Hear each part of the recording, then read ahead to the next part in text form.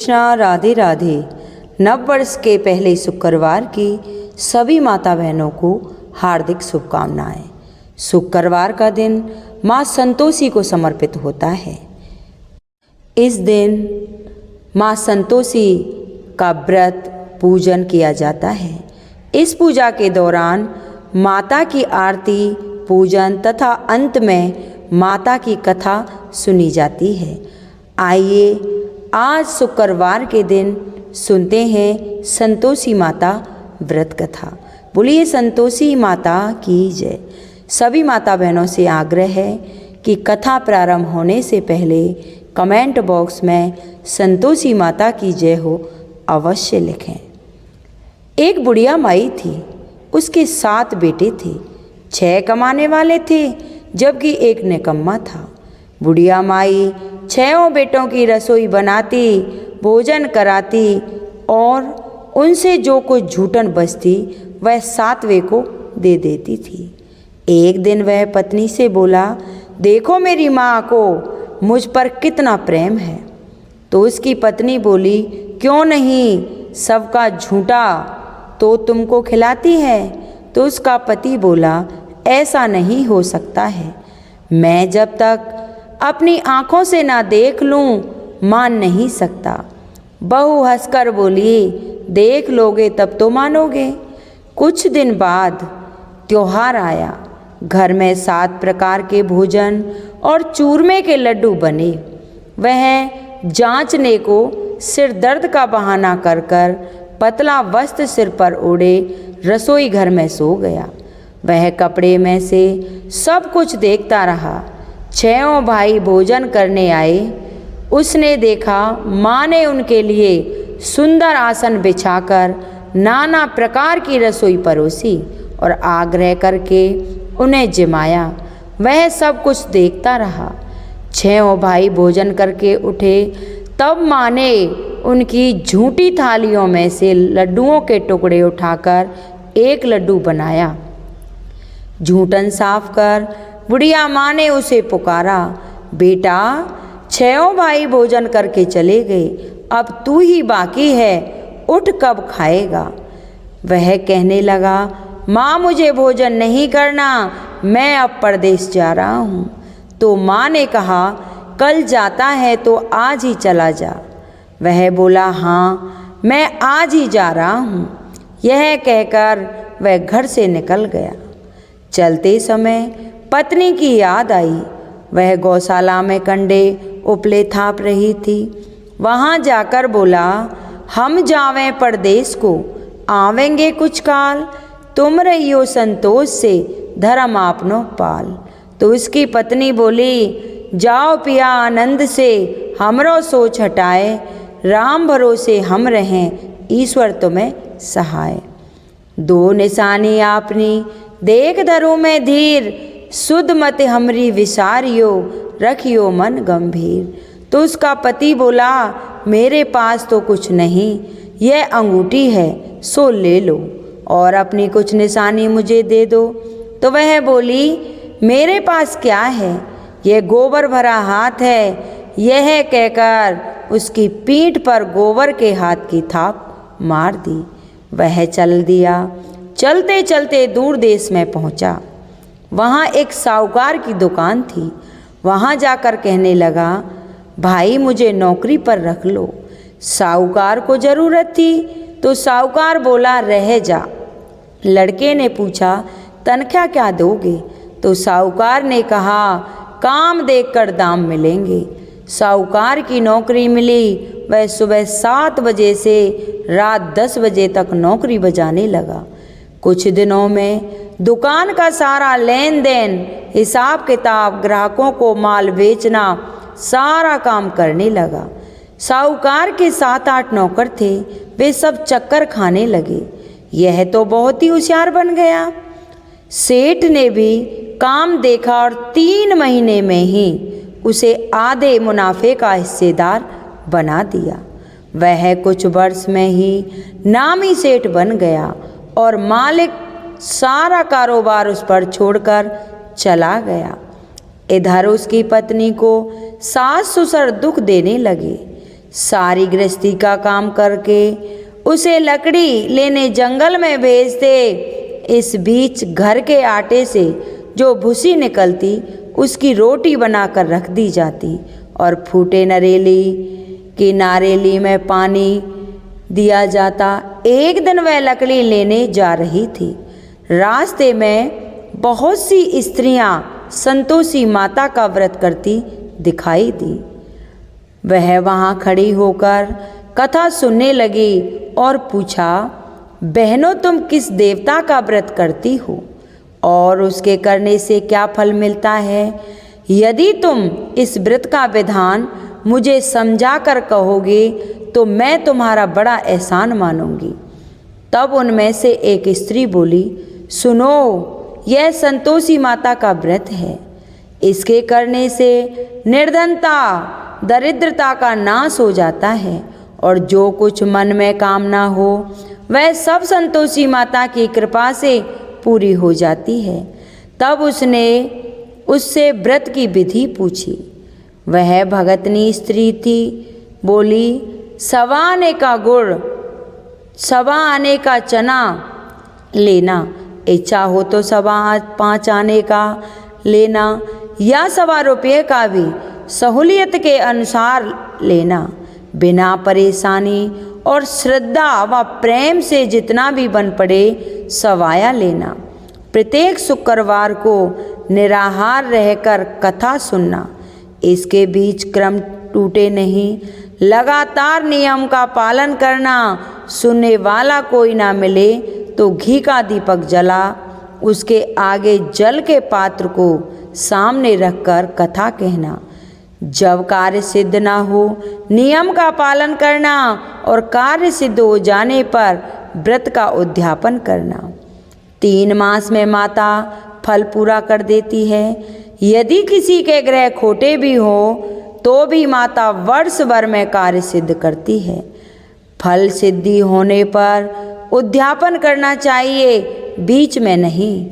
उद्यापन में 2.5 सेर का खाजा तथा इसी परिणाम में खीर तथा चने का साग बनाना चाहिए। 8 लड़कों को भोजन कराना चाहिए। जहाँ तक मिले देवर जेठ भाई बंधु के हों, ना मिले तो रिश्तेदारों और पास पड़ोसियों को बुलाकर उन्हें भोजन करा यथाशक्ति दक्षिणा दे। माता का नियम पूरा करना। उस दिन घर में कोई खटाई न खाए। यह सुन बुढ़िया के लड़के की बहू चल दी। रास्ते में लकड़ी के बोझ को बेचकर और उन पैसों से गुड़ चना ले माता के व्रत की तैयारी कर आगे चली और सामने मंदिर देखकर पूछने लगी, यह मंदिर किसका है? सब कहने लगे, संतोषी माता का मंदिर है। यह सुनकर माता के मंदिर में जाकर चरणों में लौटने लगी। कहने लगी, दीन हूँ। विनती करने लगी, माँ मैं निपट अज्ञानी हूँ, व्रत के कुछ भी नियम नहीं जानती, मैं दुखी हूँ। हे माता, जगत जननी मेरा दुख दूर कर, मैं तेरी शरण में हूँ। माता को दया आई। एक शुक्रवार बीता कि दूसरे को उसके पति का पत्र आया और तीसरे शुक्रवार को उसका भेजा हुआ पैसा आ पहुँचा। यह देख जेठ जेठानी मुंह सिकोड़ने लगे। लड़के ताने देने लगे। काकी के पास पत्र आने लगे, रुपया आने लगा, अब तो काकी की खातिर बढ़ेगी। बेचारी सरलता से कहती, भैया कागज आवे रुपया आवे हम सब के लिए अच्छा है। ऐसा कहकर आंखों में आंसू भरकर संतोषी माता के मंदिर में आ मातेश्वरी के चरणों में गिरकर रोने लगी। माँ, मैंने तुमसे पैसा कम मांगा है, मुझे पैसे से क्या काम है? मुझे तो अपने सुहाग से काम है। मैं तो अपने स्वामी के दर्शन मांगती हूँ। तब माता ने प्रसन्न होकर कहा, जा बेटी तेरा स्वामी आएगा। यह सुनकर खुशी से बावली होकर घर में जा काम करने लगी। अब संतोषी माँ विचार करने लगी, इस भोली पुत्री को मैंने कह तो दिया है कि तेरा पति आएगा, लेकिन कैसे? वह तो इसके स्वप्न में भी याद नहीं करता। उसे याद दिलाने को मुझे ही जाना पड़ेगा। इस तरह माताजी बुढ़िया के बेटे के पास जा स्वप्न में प्रकट हो कहने लगी, साहूकार के बेटे सो रहा है या जागता है? तो वह कहने लगा, माता सोता भी नहीं हूँ जागता भी नहीं हूँ, कहो क्या आज्ञा है। माँ कहने लगी, तेरा घर बार कुछ है कि नहीं? वह बोला, मेरे पास सब कुछ है, माँ बाप है, बहू है, क्या कमी है?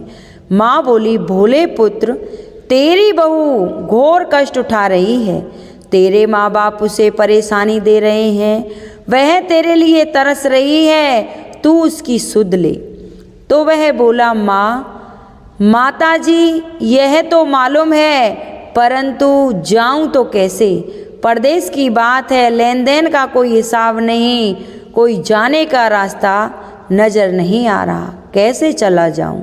माँ कहने लगी, मेरी बात मान, सवेरे नहा धोकर संतोषी माता का नाम ले, घी का दीपक जला, दंडवत कर दुकान पर बैठ जाना।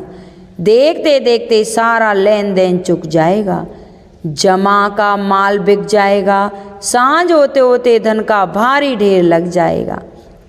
अब स्वप्न की बात मानकर वह नहा धोकर संतोषी माता को दंडवत कर घी का दीपक जला दुकान पर जा बैठा। थोड़ी देर में देने वाले रुपया लाने लगे, लेने वाले हिसाब लेने लगे।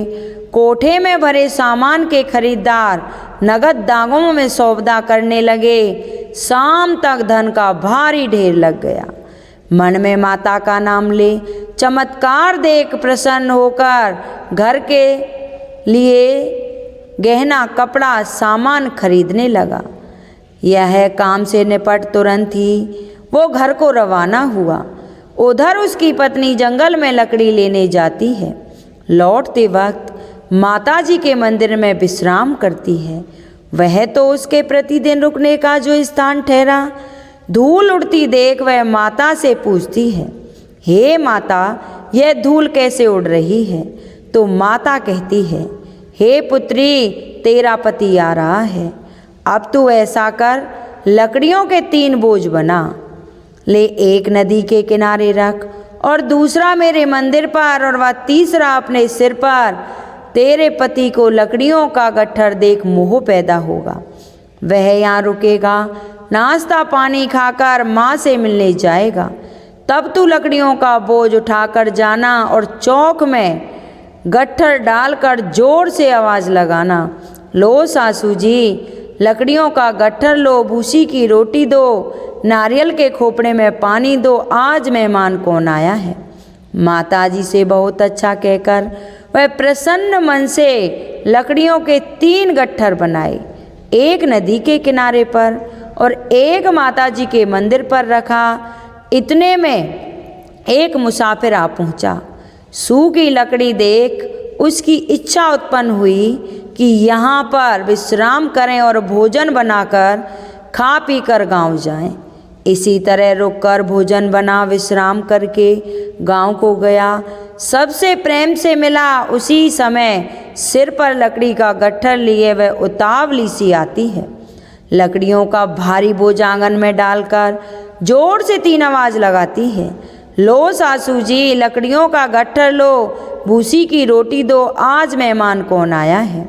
यह सुनकर उसकी सास बाहर आकर अपने दिए हुए कष्टों को बुलाने हेतु कहती है, बहू ऐसा क्यों कहती है? तेरा मालिक ही तो आया है, आ बैठ, मीठा भात खा, भोजन कर, कपड़े गहने पहन। उसकी आवाज़ सुन उसका पति बाहर आता है। अंगूठी देखकर व्याकुल हो जाता है। माँ से पूछता है, माँ यह कौन है? तो माँ बोली, बेटा यह तेरी बहू है। जब से तू गया है तब से सारे गांव में भटकती फिरती है, घर का कामकाज कुछ करती नहीं, 4 पहर आकर खा जाती है। वह बोला, माँ ठीक है, मैंने तुझे भी देखा है और इसे भी देखा है, अब दूसरे घर की ताली दो, उसमें मैं रहूँगा। तो माँ बोली, ठीक है, जैसी तेरी मर्जी। तब वह दूसरे मकान की 3री मंजिल का कमरा खोलकर सारा सामान जमाया। एक ही दिन में राजा के महल जैसा ठाट बाट बन गया। अब क्या था, बहू सुख भोगने लगी। इतने में शुक्रवार आया। उसने पति से कहा, मुझे संतोषी माता के व्रत का उद्यापन करना है। पति बोला, खुशी से करो। वह उद्यापन की तैयारी करने लगी। जिठानी के लड़कों को भोजन के लिए कहने गई। उन्होंने मंजूर किया, परंतु पीछे से जिठानी ने अपने बच्चों को सिखाया, देखो भोजन के समय खटाई मांगना, जिससे इसका उद्यापन पूरा नहीं होगा। लड़के जीमने आए, खीर खाना पेट भर कर खाया, परंतु बाद में खाते ही कहने लगे, हमें खटाई दो, खीर खाना हमको नहीं भाता, देखकर अरुचि होती है। वह कहने लगी, भैया खटाई किसी को नहीं दी जाएगी, यह तो संतोषी माता का प्रसाद है। लड़के उठ खड़े हुए और बोले, पैसा लाओ। बोली पुत्री, बहू कुछ जानती नहीं थी, उन्हें पैसे दे दिए। लड़के उसी समय हट करके इमली की खटाई ले खाने लगे। यह देखकर बहू पर माताजी ने कोप किया। राजा के दूत उसके पति को पकड़ कर ले गए। जेठ जिठानी मनमाने वचन कहने लगे, लूट लूट कर धन इकट्ठा कर लाया था, अब सब मालूम पड़ जाएगा जब जेल की मार खाएगा। बहू से यह सहन नहीं हुआ। रोती हुई माताजी के मंदिर में गई और कहने लगी, हे माता, तुमने क्या किया? हंसाकर अपने भक्तों को रुलाने लगी हो। माता बोली, बेटी तूने उद्यापन करके मेरा व्रत भंग किया है। वह कहने लगी, माता मैंने कुछ अपराध किया है, मैंने तो भूल से लड़कों को पैसे दे दिए थे, मुझे क्षमा करो, मैं फिर से उद्यापन करूँगी। माँ बोली, अब भूल मत करना। वह कहती है, अब भूल नहीं होगी, अब बताओ वे कैसे आवेंगे। माँ बोली, जा पुत्री, तेरा पति तुझे रास्ते में आता मिलेगा। वह निकली, राह में पति आता मिला। वह पूछी कि कहाँ गए थे, तो वह कहने लगा, इतना धन कमाया था, उसका टैक्स राजा ने मांगा था, वह भरने गया था। वह प्रसन्न हो बोली, भला हुआ, अब घर को चलो। कुछ दिन बाद फिर शुक्रवार आया। वह बोली, मुझे फिर माताजी का उद्यापन करना है। पति ने कहा, करो। बहू फिर से जेठ के लड़कों को भोजन को कहने गई। जेठानी ने एक दो बातें सुनाई और सब लड़कों को सिखाने लगी कि तुम सब लोग पहले ही खटाई मांगना। लड़के भोजन से पहले कहने लगे, हमें खीर खाना नहीं भाता, हमारा जी बिगड़ता है, कुछ खटाई खाने को दो। वह बोली, खटाई किसी को नहीं मिलेगी, आना है तो आओ, नहीं तो मत आओ। वह ब्राह्मण के लड़के लाकर भोजन कराने लगी। यथाशक्ति दक्षिणा की जगह एक एक फल उन्हें दिया। संतोषी माता प्रसन्न हुई। माता की कृपा से 9वें महीने में उसके चंद्रमा के समान पुत्र प्राप्त हुआ। पुत्र को पाकर प्रतिदिन माताजी के मंदिर को जाने लगी। माँ ने सोचा, यह रोज आती है, आज क्यों ना इसके घर चलूं। यह विचार कर माता ने भयानक रूप बनाया। गुड़ चने से सना मुख, ऊपर सूंड के समान होठ, उस पर मक्खियाँ भिन भिन कर रही थीं। देली पर पैर रखते ही उसकी सास चिल्लाई, देखो रे कोई चुड़ैल डाकिन चली आ रही है, लड़को इसे भगाओ नहीं तो किसी को खा जाएगी। लड़के भगाने लगे, चिल्लाकर खिड़की दरवाजे बंद करने लगे। बहू रोशनदान में से देख रही थी। प्रसन्नता से पगली बन चिल्लाने लगी, आज मेरी माताजी मेरे घर आई हैं। वह बच्चे को दूध पीते से हटाती है। इतने में सास का क्रोध फूट पड़ता है। वह बोली, क्या उतावली हुई है, बच्चे को पटक दिया। इतने में माँ के प्रताप से लड़के ही लड़के नजर आने लगे। वह बोली, माँ मैं जिसका व्रत करती हूँ यह वही संतोषी माता है।